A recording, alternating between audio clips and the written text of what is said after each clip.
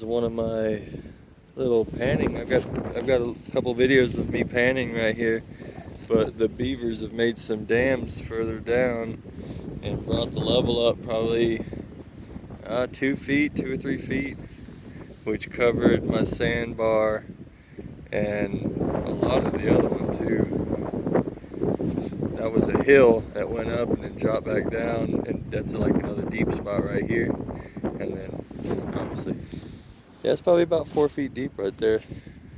But the creek is coming through and undercutting this tree here. And you can actually see light underneath it in the middle there. Let's see if I can zoom in on that. It's almost like the beavers did that. I think they did. I think the beavers might have done that. Yeah, crazy. It's windy out here today. Sorry about the wind.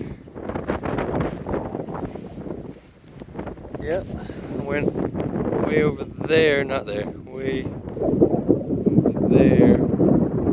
Did a few pans, and I found a few nice pieces of stone as well. Yeah. It's time to get back on the scooter and get you out of here. Yeah.